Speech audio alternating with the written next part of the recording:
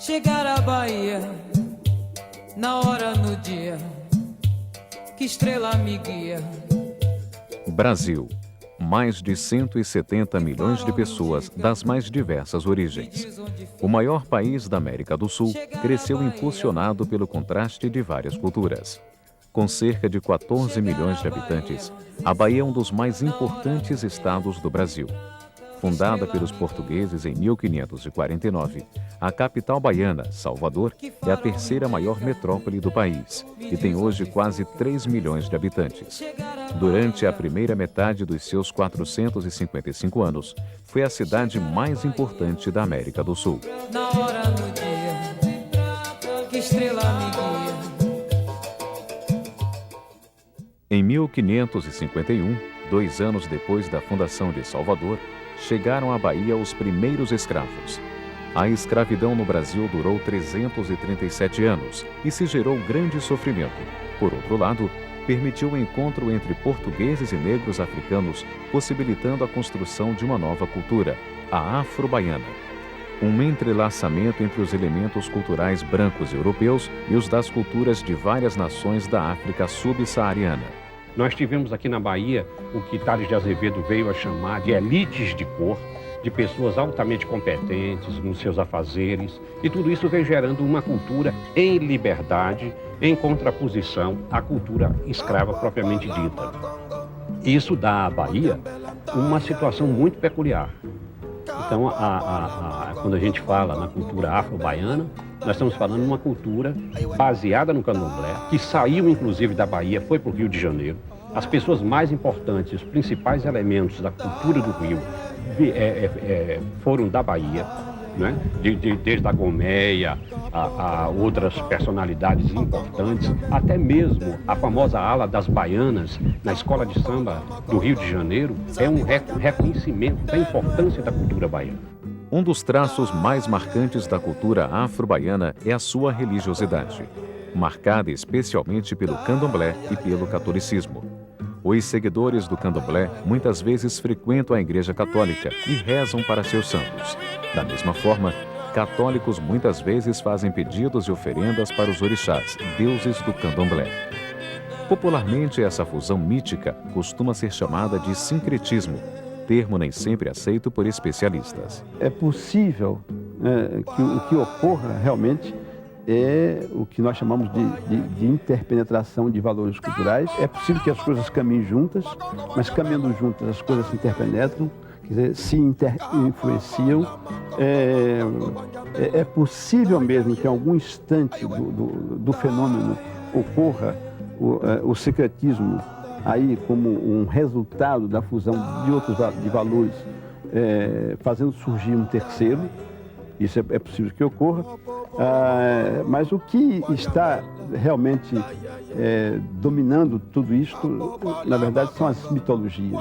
Quando a pessoa se envolve na lavagem do Bonfim, eu acredito até que em determinado instante o conteúdo mágico é tão grande, é tão envolvente, que ela não se atém ao detalhe da possibilidade de que ali seja o Senhor do Bonfim ou ali seja Oxalá ou que outra divindade possa ser. Esta fusão mítica gerou, entre muitas outras coisas, um rico calendário de festas populares, que em Salvador começa no dia 4 de dezembro e se estende até fevereiro. Na segunda quinta-feira do mês de janeiro, acontece a festa máxima do ciclo, a lavagem do Bonfim, onde são louvados o Senhor do Bonfim, Cristo crucificado, e Oxalá, nome brasileiro de Obatalá, o orixá iorubá da criação da humanidade, filho de Olorum, Deus Supremo, o qual lhe delegou poderes para governar o mundo. Segundo certos mitos, Olorum começou o mundo e encarregou Oxalá de terminá-lo.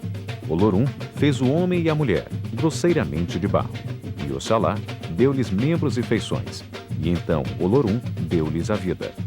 Oxalá simboliza riqueza e fecundidade, as energias produtivas da natureza. É o rei dos orixás e dos homens, o mais querido e respeitado dos deuses afro-brasileiros. Suas cores são o prata e o branco. No dia da lavagem do Bonfim, quem tem fé vai a pé e veste branco. Sai às 10 horas da manhã da frente da Igreja da Conceição da Praia, no centro histórico da cidade, e anda 8 quilômetros até a Igreja do Senhor do Bonfim, no bairro do Bonfim. Segue acompanhando um cortejo puxado por mulheres vestidas de baianas, portando flores e jarros de barro, às quartinhas, cheias de água de cheiro, que é feita a partir de uma infusão de flores em água misturada com perfume de alfazema, uma mistura que, segundo a tradição, tem o poder de purificar. Com as baianas seguem também carroceiros, cavaleiros, autoridades políticas e o afoxé Filhos de Gandhi, que existe desde 1949 e foi criado por estivadores do Porto de Salvador para levar às ruas durante o carnaval danças e músicas da cultura afro-brasileira e homenagear o pacifista Gandhi.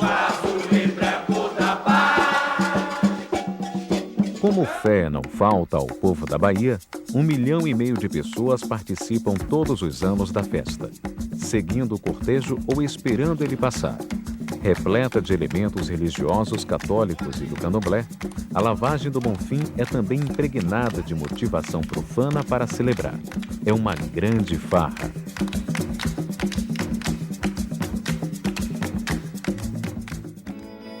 O ponto alto da celebração se dá com a chegada do cortejo à Igreja do Bonfim, na Colina Sagrada, onde é cantado o hino do Senhor do Bonfim, e as baianas realizam a lavagem simbólica do adro e da escadaria da igreja. A festa prossegue nas ruas do bairro do Bonfim, em casas e barracas onde há música, comida, bebida e dança. Dura até o amanhecer do outro dia.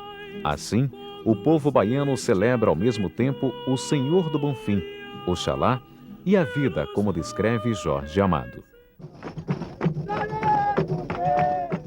Festa das águas de Oxalá, festa do ritual Jejinagô, mas também festa de santo católico, do mais milagroso e celebrado santo da Bahia.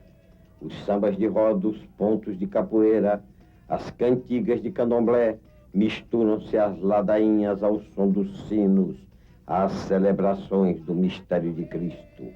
A lavagem do adro da igreja é uma batida de candomblé e as filhas recebem os encantados na rua. Mas dentro da igreja prossegue a Eucaristia. O povo penetrou de canto e dança o mistério milenar. Foi o capitão português Teodósio Rodrigues de Faria que introduziu na Bahia a devoção ao Senhor Bom Jesus do Bonfim. Negociante de tabaco e de escravos, possuía uma grande frota de naus que navegavam entre a costa africana, a Ásia e a Bahia. Nascido em Setúbal, cidade portuguesa onde esta devoção é muito forte, o capitão Teodósio enfrentou em uma das suas viagens um terrível temporal. Em meio à tormenta, prometeu construir em São Salvador da Bahia de Todos os Santos uma igreja em louvor ao Senhor do Bonfim, num local bem alto onde se pudesse avistar toda a entrada da Bahia. Em 1745, o capitão Teodósio mandou buscar em Setúbal uma imagem do Senhor do Bonfim idêntica à que existe lá, de cedro e com 1,10 metros de altura. A imagem chegou à Bahia em 18 de abril de 1745, acompanhada de Nossa Senhora da Guia. As imagens foram entronizadas na capela que o capitão Teodósio e sua tripulação ajudaram pessoalmente a construir. No ano seguinte, a capela foi ampliada e transformada em igreja. A devoção ao Senhor do Bonfim foi rapidamente ganhando força, graças aos milagres atribuídos ao Senhor do Bonfim e ao relacionamento do capitão Teodósio com a sociedade abastada da época. Às sextas-feiras aconteciam as missas.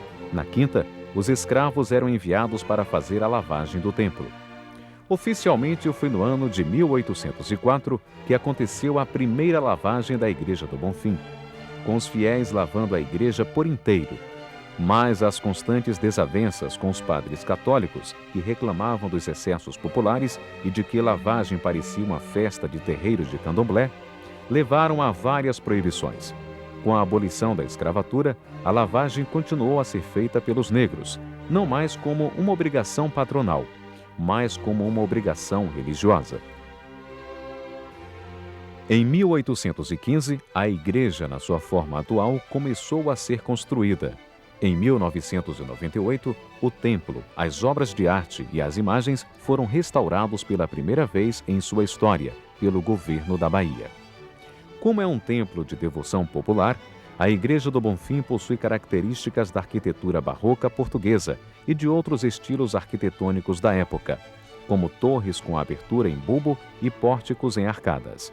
Sua decoração interior é voltada para os motivos clássicos e forma perfeita harmonia com a praça e o conjunto de casas construídas para os romeiros no século XIX. A igreja abriga também obras de vários artistas da época.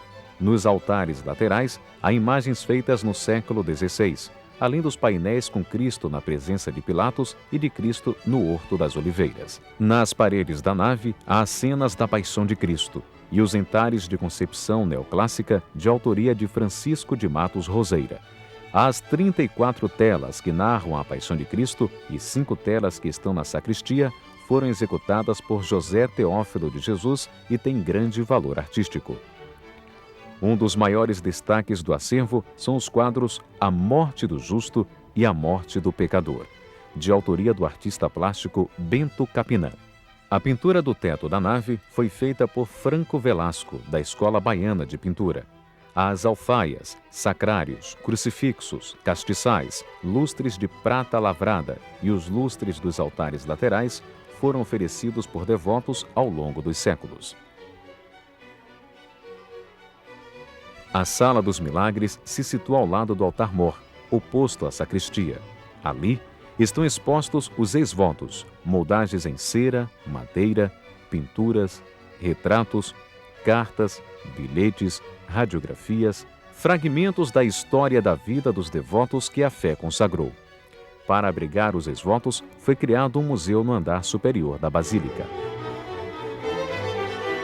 Mas a festa do Bonfim, a festa católica, começa com a novena e outros atos religiosos promovidos pela Irmandade da Devoção do Senhor do Bonfim e pelo clero, em colaboração com a comunidade. As novenas na Igreja do Bonfim começaram em 1803 e hoje são iniciadas sempre no dia 7 de janeiro. A novena solene, como é cantada até hoje, começou a ser executada em 1839. Existem 2 hinos do Senhor do Bonfim: o oficial, composto pelo poeta baiano Petion de Vilar, e o popular, consagrado pela fé do povo, criado em 1923 por João Antônio Vanderlei e Arthur de Sales, para o centenário da independência da Bahia. Hoje, ele é oficialmente hino da Bahia.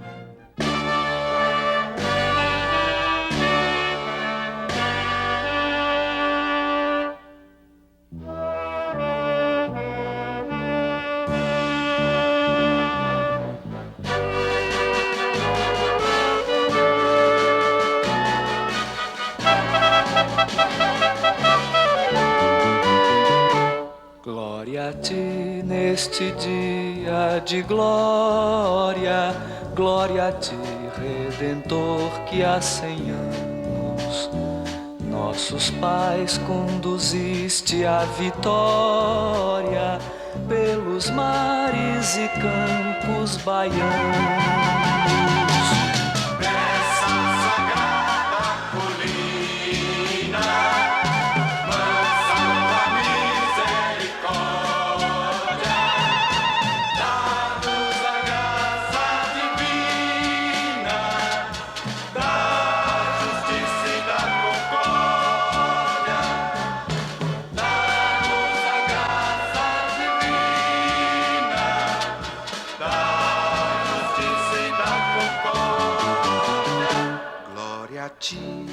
Nessa altura sagrada, és o eterno farol, és o guia, és Senhor, sentinela avançada, és a guarda imortal da Bahia.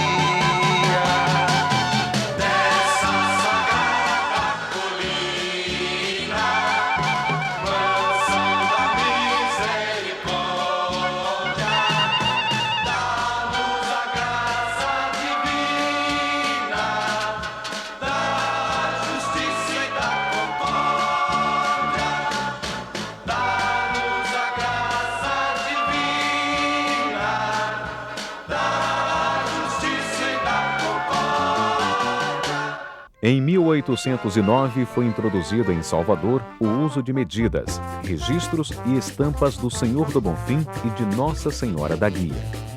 A fitinha do Senhor do Bonfim antes era chamada de medida do Bonfim, porque tinha o mesmo tamanho da altura da imagem do Nosso Senhor do Bonfim, que está em Setúbal. Hoje, a fitinha tem o tamanho da distância entre a chaga do coração e a chaga da mão da imagem do Senhor do Bonfim, exatos 45 centímetros. Milhares de fitinhas são levadas todos os anos para outros estados brasileiros e para o exterior, amarradas aos pulsos dos turistas ou como presentes, abençoados pelo Senhor do Bonfim da Bahia. Com os 3 nós dados em torno do pulso, a fitinha também guarda 3 desejos de quem está usando. Dizem que quando a fita arrebenta, os desejos se realizam.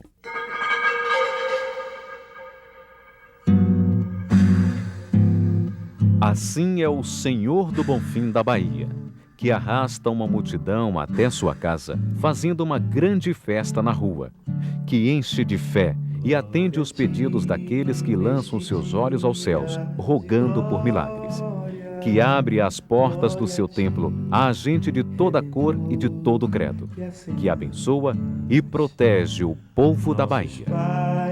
Conduziste a vitória pelos mares e campos baianos desta sagrada colina, mansão da misericórdia, dai-nos a graça divina.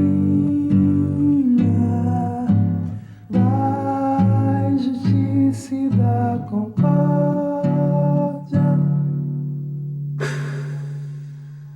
Glória a ti desta altura sagrada, és o eterno farol, és o guia, és Senhor, sentinela avançada, és a guarda imortal da Bahia, desta sagrada colina, mansão da misericórdia, dai-nos a graça divina, da justiça e da concórdia.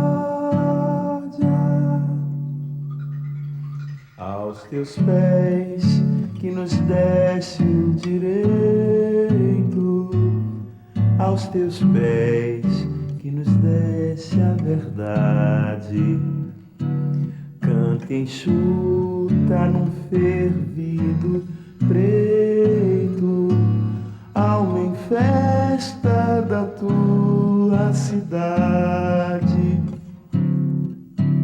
desta sagrada colina,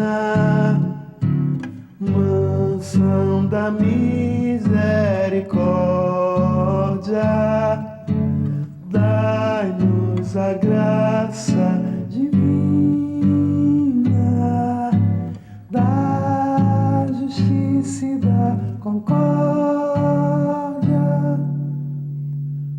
alma heróica e viril deste povo, nas procelas sombras da dor, como a pomba que voa de novo, sempre abriste o teu seio de amor,